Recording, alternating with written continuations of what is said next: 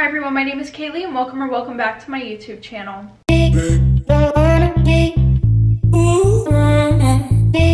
Okay guys, if I look like garbage, it's most definitely because I feel like garbage right now. This week has not been my best week at all. I am very busy right now. I'm currently trying to move all of my filming stuff right now from this room into another room in my house. And not to mention, this week has just not been my week. And we're just gonna leave that there. This week's story time is going to be a long one, so if you don't got time to watch 40 minutes, maybe click back to this video tomorrow. But if you do, I know we all remembered this video, okay? And if you don't, or if you haven't seen it, and you're going to go and watch it after this one, have a stress ball nearby or be doing something therapeutic because it's going to make you angry. Same with this story time. So yeah, and I would like to mention that there are a few trigger warnings in this story time. So within the first few minutes of this story time, there is going to be talks of suicide. It's going to be a little bit graphic, not with pictures, but like with words. So if that in any way makes you feel uncomfortable, you can skip to this part of the video and you don't have to worry about not knowing the full story because it's just that extra information in there. Also, second trigger warning, there is mention of physical and mental abuse in this story time. So if that in any way makes you feel uncomfortable, please exit out of this video. I have plenty other story times that you can watch.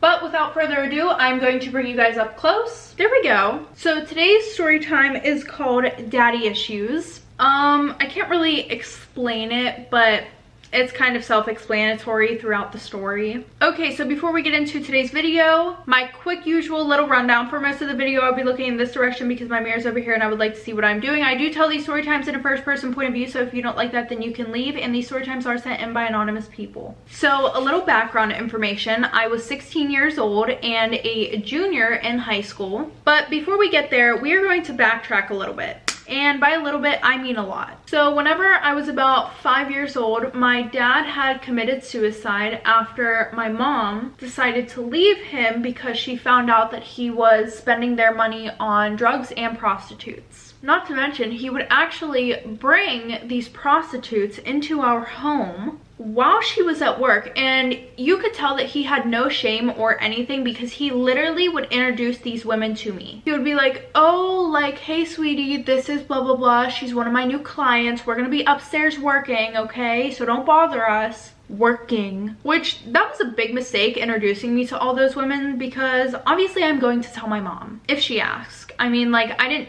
come out and just say it, but the one day she had found a necklace in their bathroom, the master bath, and she came over to me and she was like, hey honey, was anybody else in the house today? And I was like, yeah. And she was like, oh, like, who was it? And I told her, and to be honest, the whole situation really fucked me up because my dad didn't just commit suicide. That day, after my mom got in the car to go and cool off, he came into my room while I was playing with my Barbies and he told me that he hated me, he didn't love me, and that the reason why him and mommy aren't gonna be together is because of me. Well, fast forward, the next day my mom is at work and my dad didn't have work, and our normal routine would be he would come and get me out of my bed in the morning, we would go downstairs, we would eat breakfast together, we would watch TV together, and our day went on. Well, that morning was particularly different. My mom went to work, I woke up, realized that my dad wasn't awake yet, so I went into their bedroom to wake him up, and he's not in his bed, so I hear the water running in the bathroom, and the bathroom door is open, so I go and I open the door, and there's water all over the floor, so I'm stepping in water, and that's when I found him in his pajamas in the bathtub that was filled with blood. So yeah, you can imagine. And listen, I'm 5 years old. I don't know what the fuck to do. So, you know, I'm trying to talk to him. I don't want to step in the water. You know, I'm trying to talk to him. He's not answering me. So I walk my little ass over there. I go and I turn off the water. Turn the water off and the bathtub is still overflowing. You know, there's water everywhere. So I step into the bathtub to try and find the plug that was in the drain so I could take it out. And what was going through my mind the whole time was when he wakes up, he's going to be very angry at me because of all this water and blood all over the floor. I mean, to be honest, at the time, I really didn't even like think it was blood. Like, I don't know what was going through my mind. Anyways, but this was going through my head because my dad has a super short temper and I would be blamed for anything. If he had a bad day at work, he took it out on me. If him and my mom were fighting, he took it out on me. So yeah, that's pretty much what was running through my mind. So what do? Like I said, I stepped into the bathtub and I'm feeling around for this drain. My head is barely above the water because I also couldn't see anything really. Well, finally I feel the plug, I pull it out, I step out of the bath, I grab the towels that are hanging up, I lay them down on the floor to try to soak up some of the water, and you know, eventually the tub drains, you know, as I'm doing this. So I go over, I try to wake him up again and he won't wake up. So I go to my room, dripping blood all over the floor. I grab my blanket out of my bed and I go back to the bathroom, get in the tub, and I wrap the blanket around me and I lay it on him. I don't know why I did that, to be honest. I mean, I was only 5, so I guess that gives the excuse of why I didn't know what to do in that situation. But my parents, we really never talked about death or anything like that. My mom very much kept me shielded from a lot of things. But besides the point, that's pretty much all I can remember of what happened that day. But whenever I got older, my mom told me that she came home, she didn't see us anywhere, and she went upstairs. And she said that before she walked into the bathroom, she could see the like faint stains leading from my bedroom to their bedroom. And so, you know, she's following the trail of to the bathroom, and then, you know, the carpet's obviously soaked outside of the bathroom. She said the way that I was curled up like against his chest with the blanket wrapped around me, she thought that he had took my life and also took his own. So she ran outside, she called the police, and the next thing I remember is being in the back of an ambulance. But understandably, after this, my mom never let me out of her sight ever again. I think the worst part about all of this, besides that very traumatic experience that I had, we didn't have anybody helping us during this time. Not one person. Zilch. 0 people. Because we didn't live near any of my mom's family, okay? No grandparents, no cousins, no aunts, no uncles. All of them were in Jersey. We were in Arizona. The only reason we were actually in Arizona was because my dad's work was there. Or at least he said his work was there, but like he really could have lived anywhere. He just wanted to be close to his family, you know? But you would think, oh, like maybe you guys had help from his family. Actually, no. No support whatsoever. Why, you might ask? Because my dad's family wanted nothing to do with my mother because they thought that it was her fault. They actually even tried to take her to court for custody of me, and their reasoning was because it was irresponsible of her as a parent to leave me with my father while he was in that state of mind. They didn't end up getting custody of me, okay? They didn't. So after that, they cut both of us off, weren't invited to the holidays anymore, never got a Christmas card, a birthday card, or nothing from anybody on that side of the family. Nobody. You would at least think there's that one aunt, you know, who feels bad about the whole situation. Nope. So after this, my mom is very lonely. She's trying her best to rebuild a life for us because before he passed away, he spent all of their savings. And the worst part was, none of that money was even going towards any bills. So they were months behind on all these bills. So not even 2 weeks after he passed away, you know, we're getting shut off notices in the mail, came and repoed both of the cars. But like I said earlier, you know, screw the materialistic shit, you know? I could see how much pain my mom was in. Like, she had nobody. Like, she was lonely as fuck because she didn't have time to make friends. She didn't have time for a social life in general. She worked an overnight shift at a factory, and she was also a maid for a few families that used to be my dad's clients. Because, backtrack a little bit, my dad had a super good job, okay? He was an accountant and he was a very successful one. Pretty much, my grandfather, his dad, was a very successful accountant, and my dad decided to follow in his footsteps. So whenever my grandfather died, all the clients that he had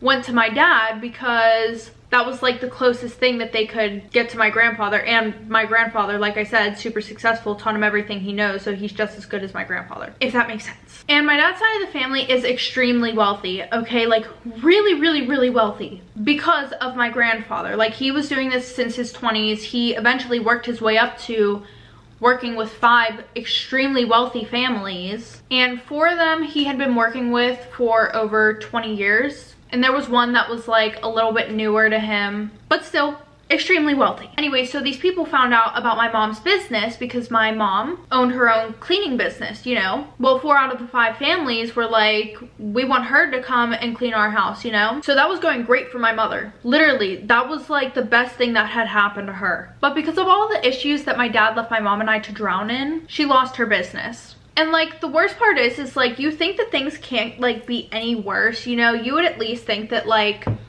life would give you a break.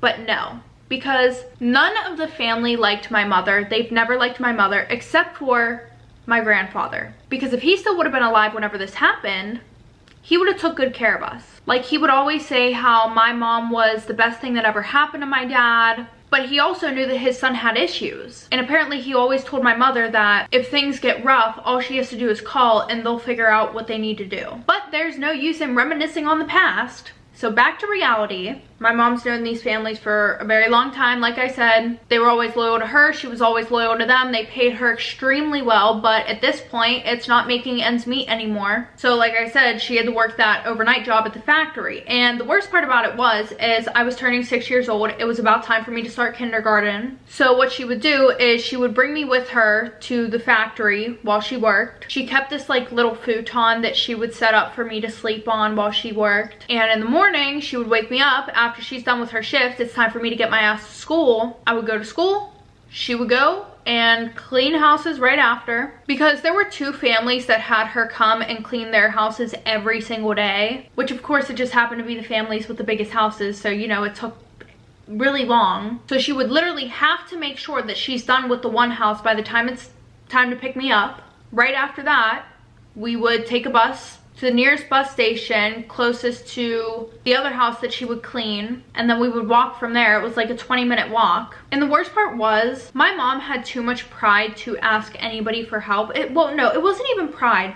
It was just that she didn't want to seem weak to people, you know? But anyway, so, you know, at the second house, what I would do is I would follow her around the house while she cleaned, because that was the only time her and I really got to spend time together. Well, the second house that she would clean every day, their family ended up falling apart, you know? Like, the wife cheated on her husband, and she ended up leaving him with their 2 kids to go and move to another country with another dude. Doesn't even bother to send a postcard or nothing. And this happened like 4 years before my dad passed away. But ever since then, Laren, which is what we're gonna call the guy, not my dad, he has always shown an interest in my mom. I mean, to be honest, my mom even said that before my dad passed away and before his wife left him, she knew that he had a thing for her. And especially after my dad passed away, he was there for us a lot.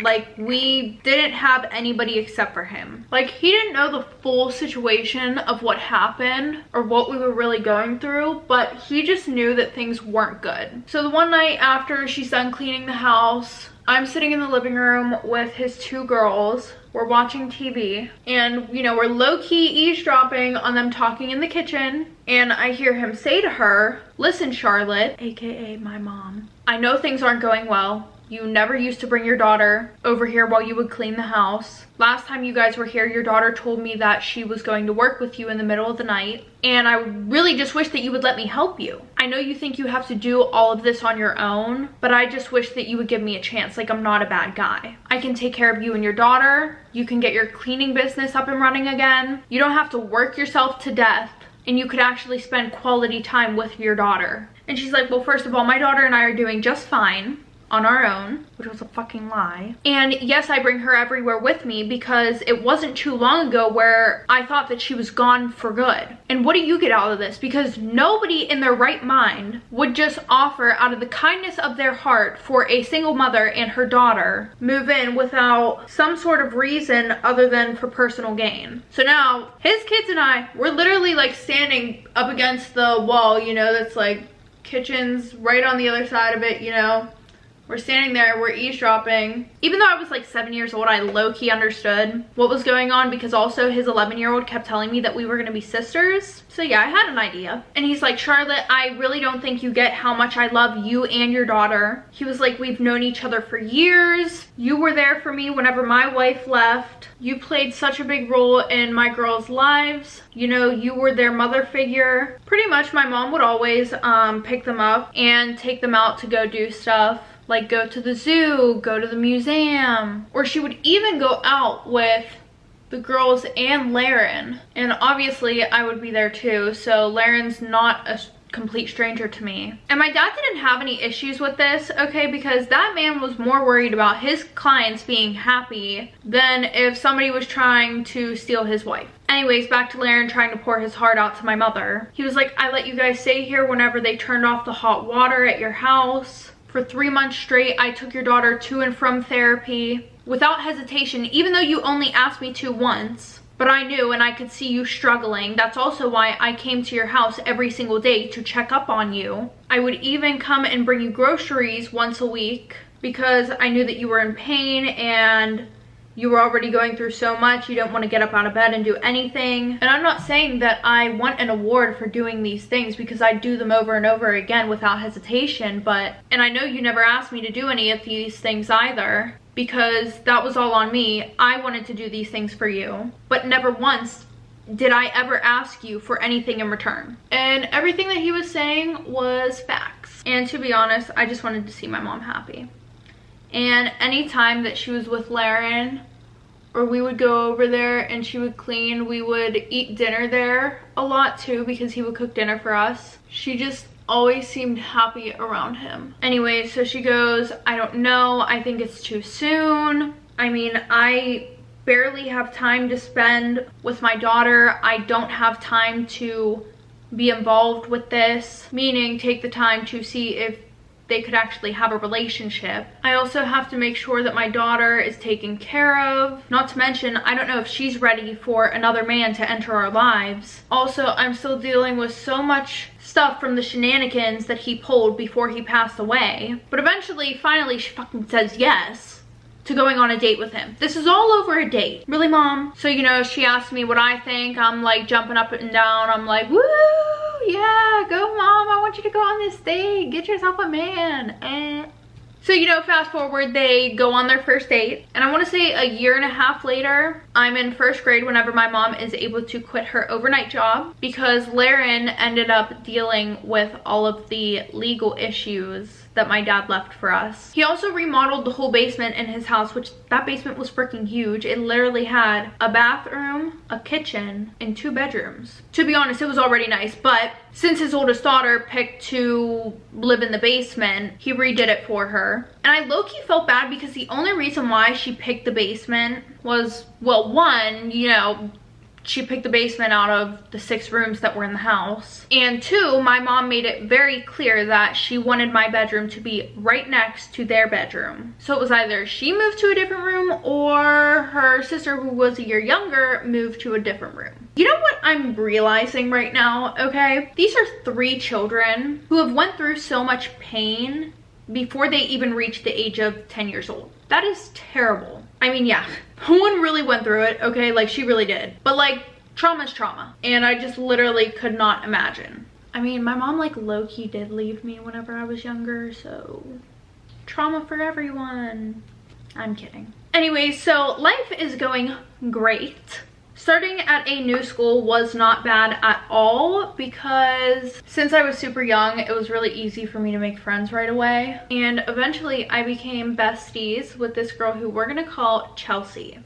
We met whenever we were in 3rd grade, and after we met, we were inseparable. We literally hung out so much to the point where our parents also became best friends with each other. Like, we would go on vacations together, we would go on family outings together. And this also made me super happy because finally my mom was able to live her best life. My best friend's mom was her best friend. Laren treated her like an absolute queen, as he should, period. Where are the Larens at? Like, where did you get him?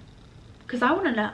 Anyway, so all of it was just so much better than I could have asked for. But fast forward, the next few years for me are actually pretty rough. I was in and out of therapy all the time because once I finally got old enough, I feel like my brain finally decided to let me process the trauma that I had went through.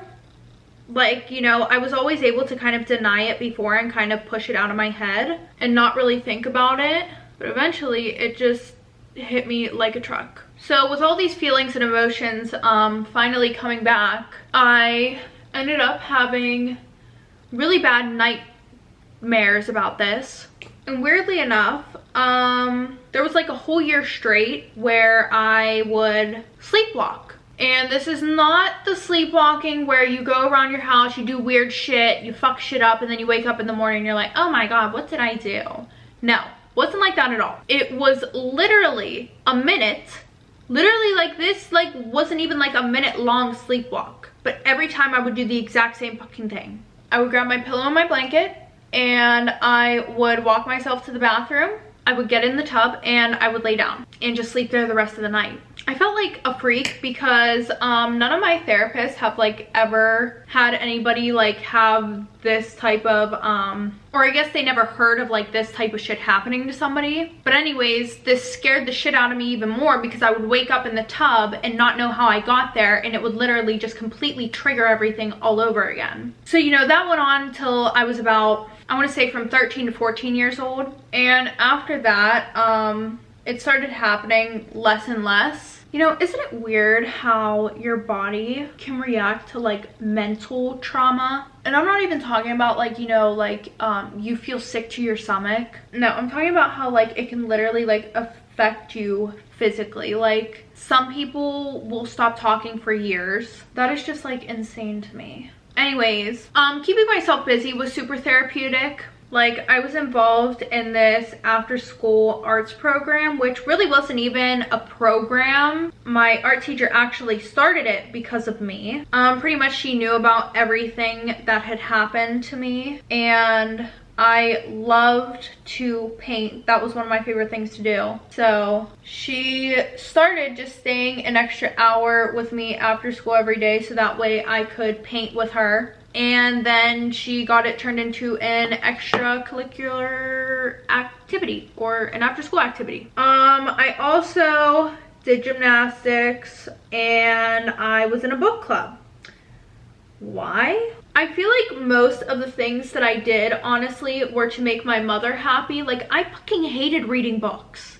I hated books. But like I said, I was doing this to make my mom happy because my mom thought that if I was doing all this stuff, I wouldn't have time to think about the situation. So this was therapeutic to her, knowing that she was keeping me busy.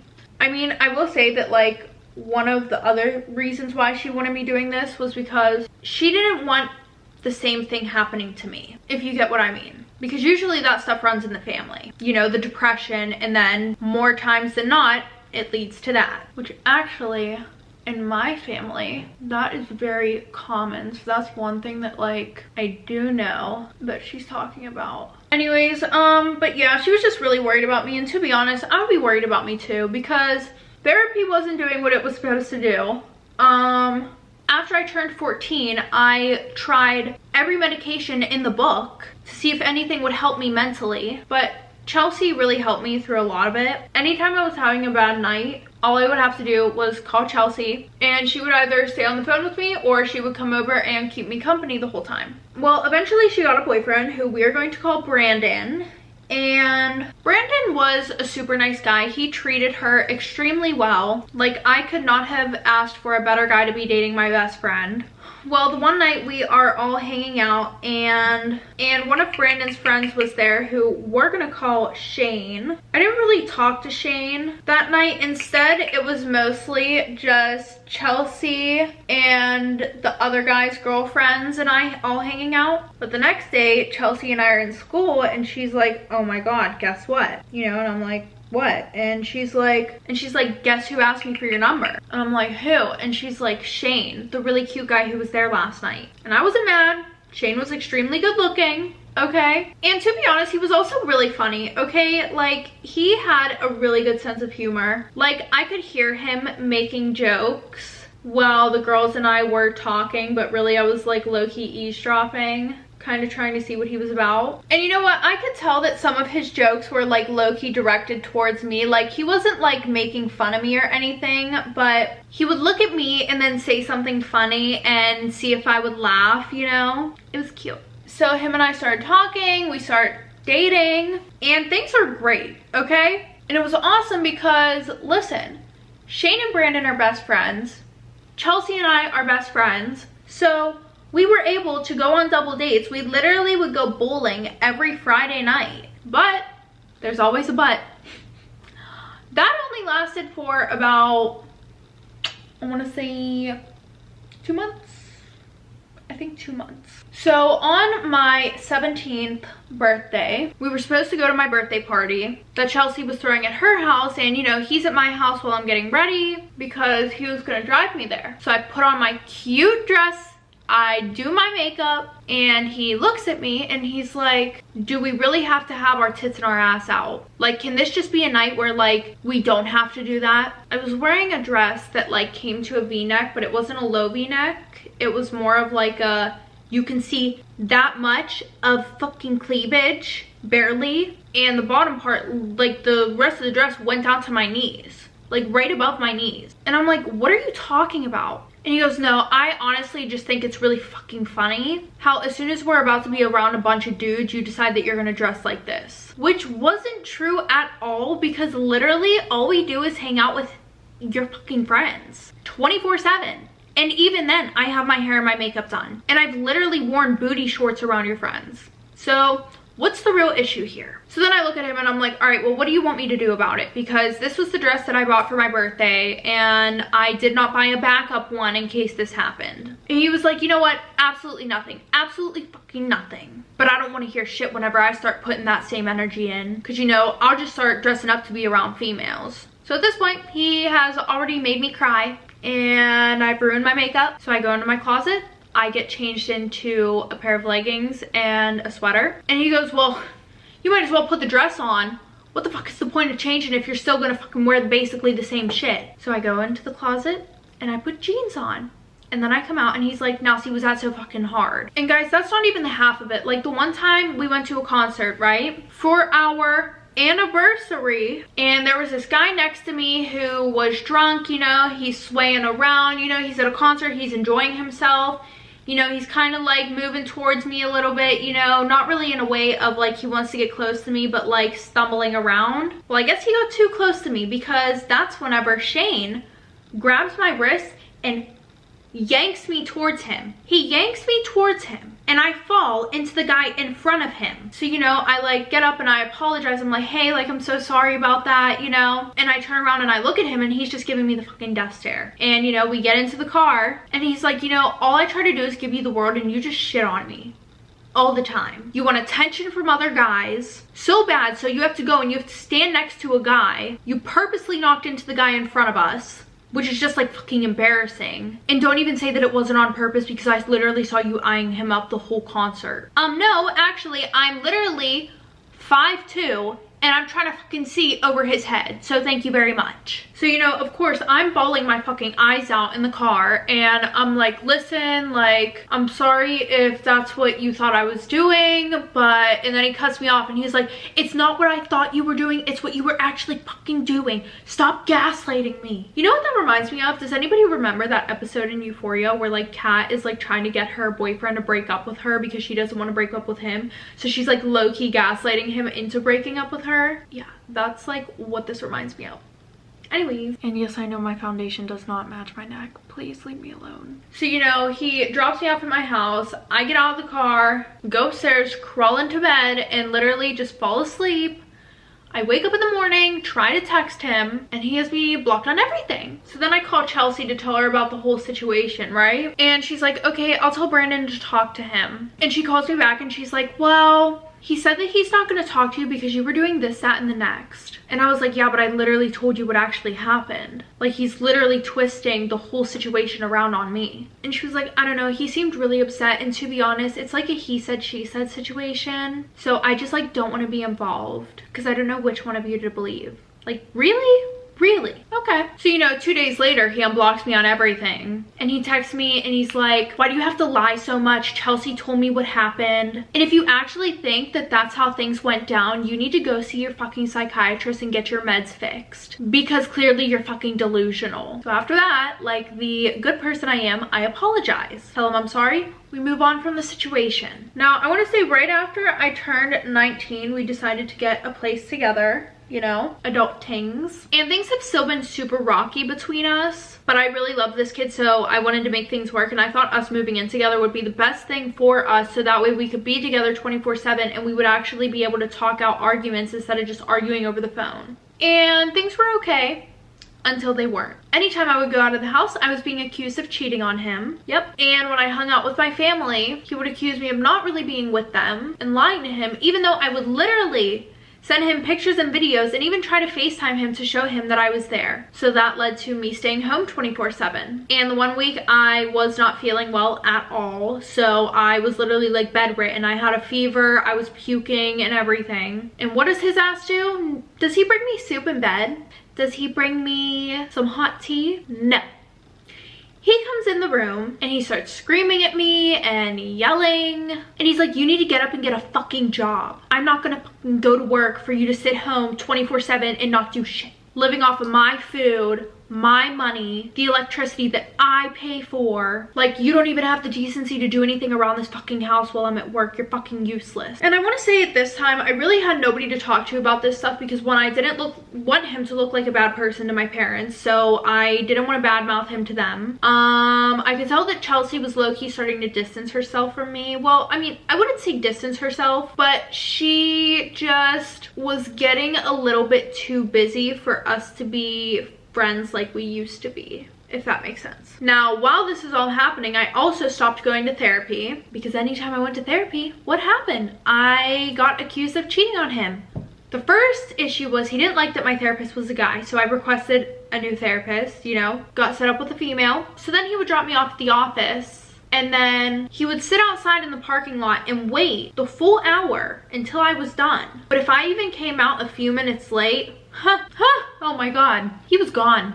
I could literally be a minute late and he's driving out of the parking lot. He does not care. And then he would send me a text message or, you know, leave a voicemail saying, you're such a fucking slut, you can find your own ride home. So that's why I stopped going to therapy. And when you stop going to therapy, they stop giving you your medication. Yeah. And everybody who is like knows about psych meds and stuff like that, you know that if you just like stop taking those cold turkey, it's not good. Well, this ended up sending me into a fucking manic episode, which literally lasted, god, I don't even know how long, but it lasted a long freaking time. I eventually started sleepwalking again. And you know what? He was actually so sweet though. He wouldn't wake me up with breakfast in bed. He wouldn't wake me up with flowers.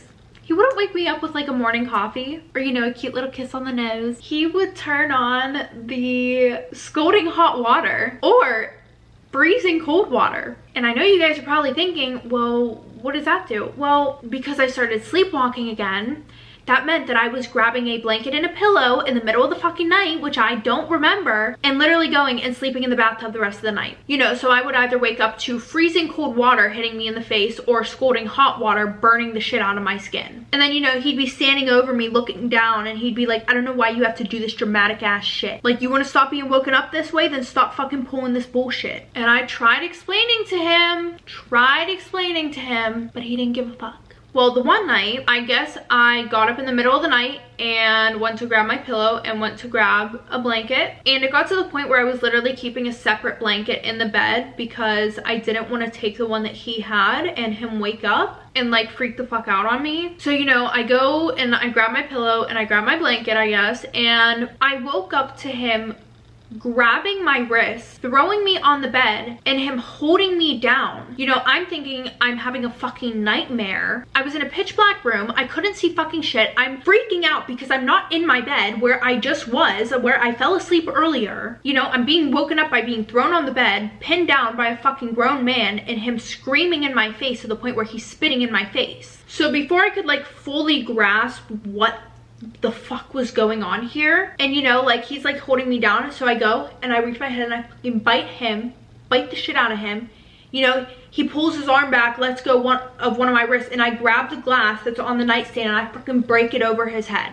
Now finally, I'm like coming to, you know, after that like traumatic fucking shit just happened, you know, because now he's literally just fucking like, oh my god, my head, oh my god, you know. And I'm like, oh fuck. Yeah. So drove him to the hospital. He ended up needing stitches in his head and in his arm too. I actually ended up needing stitches in my hand because a part of the glass literally like went through my hand a little bit. And on the way home, I'm apologizing to him. I'm trying to tell him that I don't know when I'm sleepwalking. Like, I don't know what is happening. I don't know. I've never been able to remember doing it. And like the worst part about this is I told him about this whenever we first got together. Like, I told him that this was a fucking issue that I had. I even told him this before we moved in together. I was like, listen, like it doesn't happen that often, to be honest. You know, I've been able to like take care of it, but I do have an issue with, you know, sometimes grabbing a blanket and a pillow and going to sleep in a bathtub. And you know, after I tell him this, he turns and looks at me and he's like, you know, I get that your dad died and that you went through some fucked up shit, but you can't use that excuse for the rest of your life. Do you think the next person is going to give a fuck what you went through? No, they aren't. And you know what? Because nobody else will tell you, I'll be the first one to. So stop using it as a fucking excuse for your behavior. So I apologize again because I don't know what else to do at this point. And he's like, yeah, you're not coming in the house tonight. He's like, you're either going to sign yourself into a mental hospital tonight or you're gonna pack your shit and leave.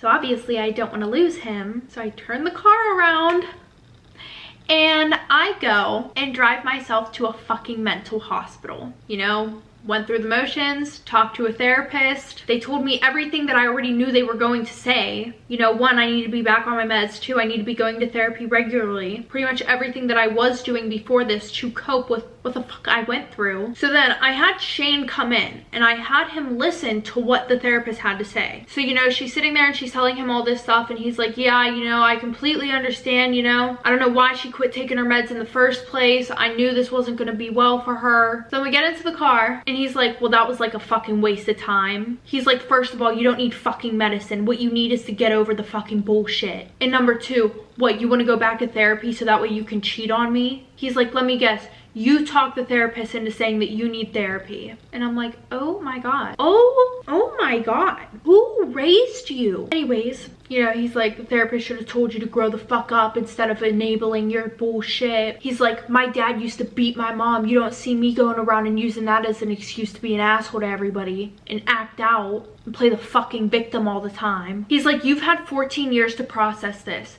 People are actually going through that shit right now. And I'm like, well, what does that have to do with anything? Like, what?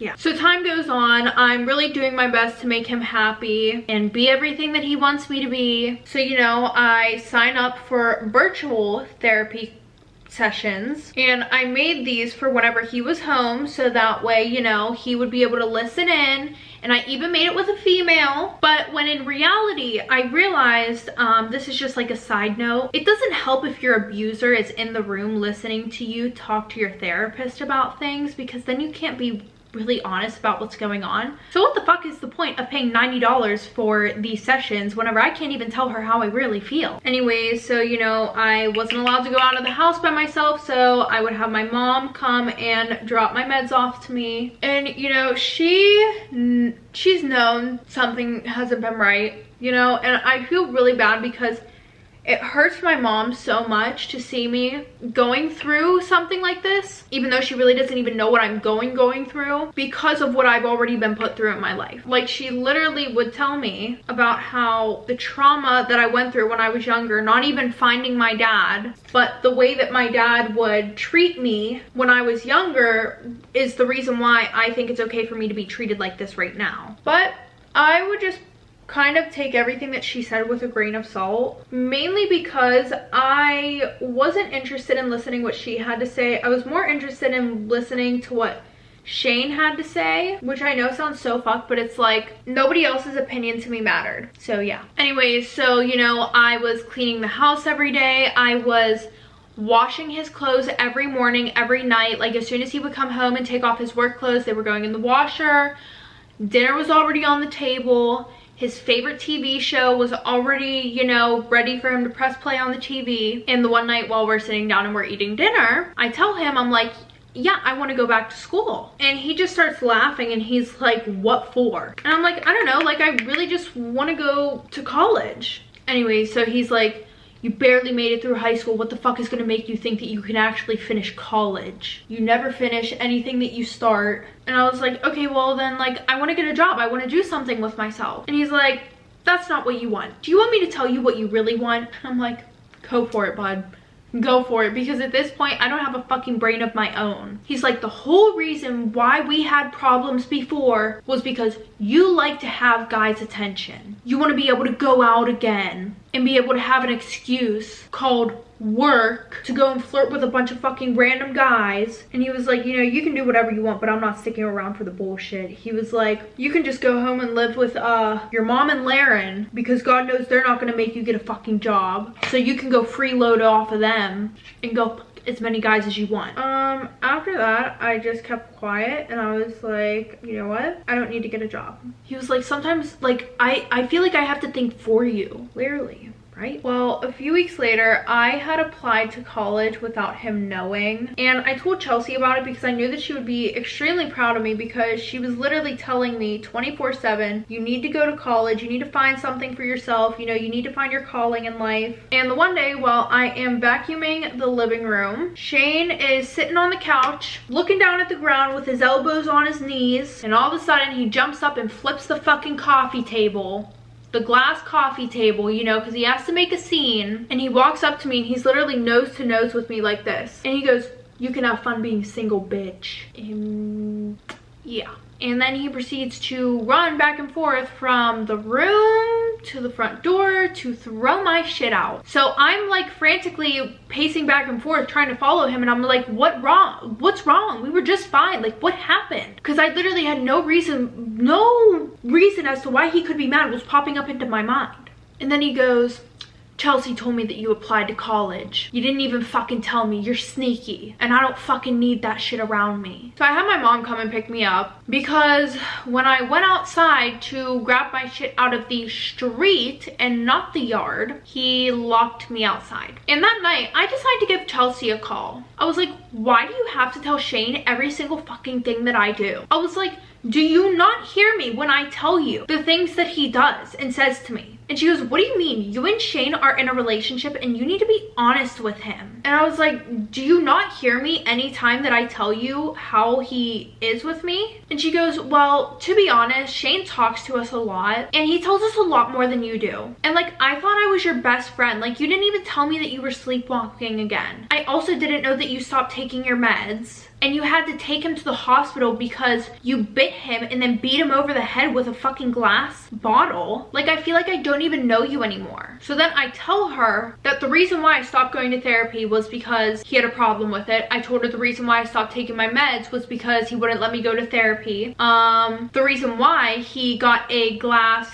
cup, not bottle, was because he literally woke me up out of my sleep while I was sleepwalking by trying to physically restrain me and scream at me. She's like, well, to be honest, that all sounds like your fault. I don't know why you stayed. And I'm not gonna lie, I think I'm done dealing with your bullshit. Shane does a lot for you and all you do is take him for granted. Like, he tells us these things about how, you know, all you do is lay in bed all day while he's at work working his ass off so you two can live in that house and have nice things, and you don't even do any of the housework, and you refuse to get a job. And then I'm like, Chelsea, I literally fucking told you the reason why I applied to college was because I want to get a fucking job. Why would I apply to college if I didn't want to get a fucking job? Like, instead of taking $100,000 and putting it towards an education, you know, I would just go shopping with that money. Why the fuck would I waste money on an education? She was like, okay, then how do you explain the cheating? I'm like, oh my God. This completely fucking throws me off guard. And I'm like, what are you talking about? She's like,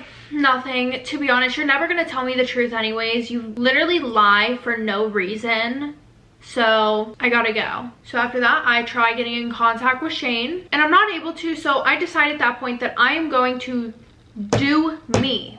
I got accepted into the school that I wanted to go to, that I applied to, and I want to say that, to be honest, classes actually started immediately because this was literally right before the semester started. So I started taking classes, and a month later, literally 30 days later, I get a text from him saying, I really miss you. I'm sorry the way that things went down. You're a strong, independent, beautiful woman, and you deserve to be treated like one. I really screwed up with this one, and I think it's awesome what you're trying to do with your life. You know, I just want to be there and support you, even if it's just as a friend. We've been through so much together. We can't just erase each other out of each other's lives. And I didn't answer him because, don't get me wrong, I started to realize how toxic our relationship was, but I also really loved him. And the only reason why him and I were broken up in the first place is because he blocked me. If he wouldn't have blocked me, I most likely would never have left. So the next day, who do I get a call from? Chelsea. And she's like, hey, Shane really wants to talk to you. And I think that you should talk to him, to be honest. Like, he really misses you. And I'm like, why? Didn't I cheat and lie and do so many horrible things to him? And she's like, yeah, but you should be lucky that he's taking you back. Not everybody would give somebody who did what you did a second chance. So that's not even the reason why I got back together with him. The reason why I got back together with him was because he kept texting and calling me and leaving me sweet voicemails and stuff like that. So what happens when we get back together? 2 weeks later, it's the same way it was. I drop out of school because he thinks that I'm cheating on him when I go to class. And then he told me I'm a piece of shit for dropping out of school, even though, like I said, he made me because he thought I was screwing not only actually people who were in my class, but my teachers too, my professors, yeah. So I got to the point where when he starts being abusive, I will take videos and stuff like that because he told Chelsea that I was back to my old ways, and for some reason, everybody believed him over me. But that was pointless anyways because she completely cut me off. I let his and I's relationship ruin the relationship I had with my family. They wanted me to come over for Thanksgiving dinner, and obviously they said that he wasn't welcome. So he saw those messages and he told me that I had to choose between him or my family. So what did I do? Yep, you can already guess. I blocked my whole family. And this was the straw that broke the camel's back, I want to say. So the one night I'm sitting on the couch watching TV. I had just got done doing all the chores in the house, you know, fucking sweeping the ceilings and everything, when he stumbles in, drunk as fuck because he's been at the bar since 4 in the afternoon. It's 10 o'clock at night now, and I'm watching a video on my phone, and there's a guy's voice coming from my phone because there's a guy fucking talking in the video that I'm watching. And you know, he's like fucking falling over while he's putting his shoes on, and he's like, who the fuck are you talking to? And I'm like, I'm watching a video. Well, doesn't even have both shoes off, fucking hobbles over to me, runs over to me, rips my phone out of my hand, and he's like, you think you're slick, huh? Hanging up the phone before I can fucking get over here. And then he gets physical with me. So after that, I locked myself in the bathroom. I called Chelsea. I don't even know why. And I told her what was going on. So she came over with Brandon. And when I hear the knock at the door, I low-key open the bathroom door a little bit and I'm peeking out. And Shane goes and looks out the front window and he looks back at me. And he's like, so this is really how you want to play it? All right, we can play these games. So he opens the door and he's like, oh my God, thank God you guys are here. You guys don't know what a fucking night it's been. I got home 10 minutes ago and she's already starting her bullshit. And then Chelsea's like, okay, like, where is she? And then he's like, she's in the bathroom.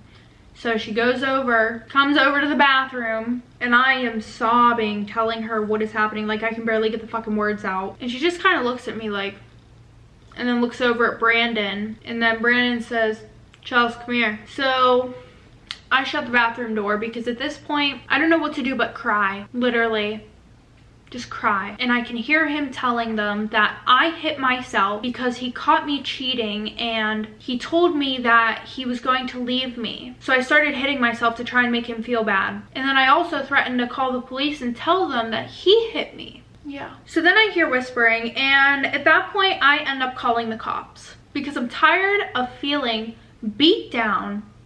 And I'm tired of no one believing me because I just need that one person to believe me. So the cops get to the house and, you know, Chelsea opens the bathroom door and she's like, listen, Brandon and I are not gonna let Shane get fucking thrown in jail because you wanna act like a fucking psycho. So I'm talking to the cops, I'm telling them what happened. I'm fucking hyperventilating. So then, you know, there's the other officer talking to Chelsea, Brandon, and Shane. And all I can hear is Shane telling them this elaborate story that he made up. Last minute too. Like, I'm impressed. Like, anyways, and then Brandon and Chelsea are going along with it. They're saying how this isn't the first time that I've acted out like this. You know, they're like, yeah, sometimes she just won't take her meds and some shit like this happened last time. Shane had to go to the hospital. He had a gash in his head. She bit him. She even had to sign herself into a mental hospital. And they're going on about how I have a bunch of psych issues. So I'm literally screaming at them. And the police are just looking at me like I'm fucking psychotic.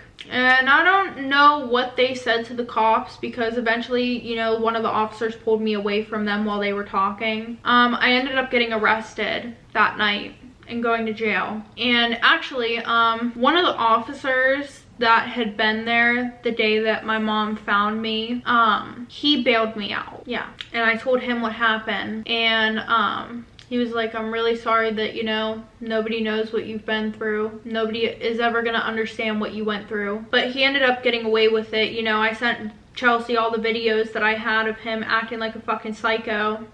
And she was like, what do you want me to do with these? And you know what, like, I didn't know what I wanted her to do with them because you know what? I didn't think I had to send them to her before because I thought that she was my best friend and I could just tell her and she would believe me because, you know, I'm her best friend who she's known since we were like fucking 7 or 8 years old. And she knows what I've been through. I've never lied to her. And she's like, you need to stop. You're literally going to ruin a man's life. Like, I love you so much, but you really need to get some help. Please, this isn't healthy for you. So fast forward 2 years, I'm 23 years old and I am in college and I get a visit from Chelsea at my family's house. And she knocks on the door and I open the door and she's like, hey, like, I've been trying to get a hold of you. I don't know if you changed your number or something, but, and I cut her off. I'm like, no, I blocked you. And she just like looks at me and she's like, well, I just wanted to tell you, I'm so sorry for not believing you. It's just that Brandon would tell me that Shane is not that type of guy who would do any of that stuff. And with Shane telling me about all these situations, everything was just like seeming like it added up. Like, if anything, I feel bad for both of us because we were both manipulated by these men. What? And I just want to like let you know that I broke up with Brandon, which is literally a fucking lie because I heard through the grapevine, aka her mother, who still talks to my mom, he actually broke up with her. Yeah. And my mom knows everything about Chelsea and everything that she didn't do for me. So actually, if my mom found out that Chelsea was at the house, she would have been fucking pissed. And she was gonna be home in like 20 minutes, so I decided to keep things very short and simple for her. I was like, listen, to be honest, I don't even know why I'm wasting time talking to you, but I was like, you threw away years of a friendship for somebody that you barely knew. I was being put through hell and nobody would believe me, not even my best friend, who knew what I was being put through because I would call you and tell you about it. Did he tell you that whenever I was sleepwalking again, he would turn the boiling hot water on me? I didn't have anybody to talk to at that time though. Sure, I could have talked to my mom, but it's not the same. I needed you to be there for me, and you weren't. Before all of this, I had finally got to the point where I was going to therapy once a week. My meds were good. I was fine. And now I go to therapy every single fucking day because of the mental and physical abuse that I thought that I deserved because you and everyone else had painted me to be the bad guy. And you know what? I'm not blaming you because at the end of the day, I decided to stay in that relationship just like you said on the phone that one day. But I will blame you for being a bad fucking friend. After that, you know, the waterworks come out and I told her to get the fuck off of my property. So, you know, she left, and then, you know, I kept getting letters in the mail from her. And it wasn't even just her, it was Shane too. He would show up to my school and try to get into the building to talk to me because I had him blocked on everything, and I made sure I didn't go anywhere where I would bump into him. There were a few times where he actually followed me home from school. And the worst was when I went to therapy the one night because I had school during the day, so I would have late appointments, and he had waited outside of my therapist's office. Like, I'm walking out to my car and I see someone crouched down on the other side of the hood of the car, and I knew exactly who it fucking was because, like I said, with the following, the letters, the star 67 calls, I knew it was not safe. So I start running towards the building, and then I hear his footsteps behind me. So I start screaming, and thank God this was on a main fucking road because the cops were literally parked in the back of the parking lot to catch people speeding up and down the road.